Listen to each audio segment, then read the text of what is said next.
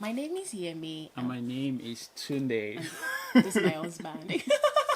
So we got here January last year, and we came because my Came from husband, my yeah, master's. yes, in cybersecurity. Yeah. And when we were leaving from Nigeria, it was a lot of mixed feelings for us because we didn't know anyone here. How are we going to go over everything? But God has really been faithful because from when my husband got into school and finished his master's and got a job, and we actually meeting the wonderful people of Ebe. Yeah. God is with us. And to crown it all, it was like our house is just around the corner, yeah. And it's like, oh, God has planned everything even ahead of us. Like, Yeah. we know when He said in His word that He's going to prepare the place ahead of for us, and that was what has been happening ever since we're going to Bristol. Yeah. Secondly, there's the story we would like to share about how we lost our baby in June, and I say we because we were both pregnant, Yeah.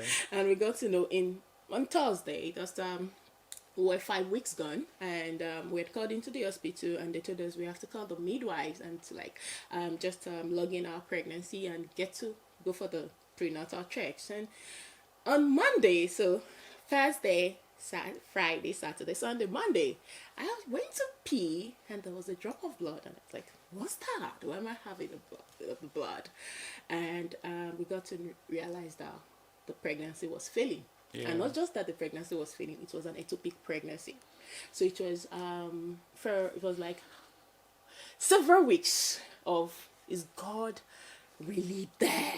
Why would God allow this to happen to us? Why did this happen at a particular time where we were actually praying for, oh God, we need our babies? And it came, and a few days later we lost this baby. I remember at some point my husband had said, oh, let's have faith, the baby can still grow. And I was like, can you please leave faith? You remember when I told you at the hospital, can you please leave faith? It is me right now. I don't care what God has to say.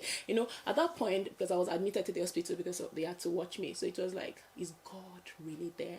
But the honest truth is, as I left the hospital and I started talking to other women who had passed through similar things, I realized even at the point that I felt that God wasn't with me, He was there with me. So in every situation, we've come to realize that God is with us. No matter what, either it's positive or negative, He is always there, and He will be there.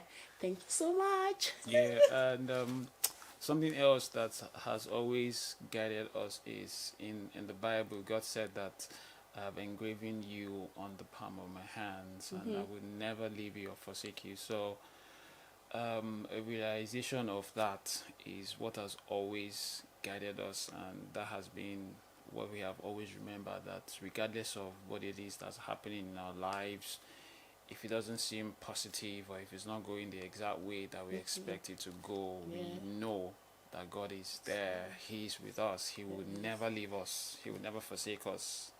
He has literally engraven us on the palm of His hands, and our walls are continually before Him. So that assurance is what we have, that regardless of what is happening on the surface, we know that God is with us. He's not going to leave us, and everything is going to be fine. And I tell my wife that a lot. I don't tell her that things are going to be fine. I tell her that everything is fine.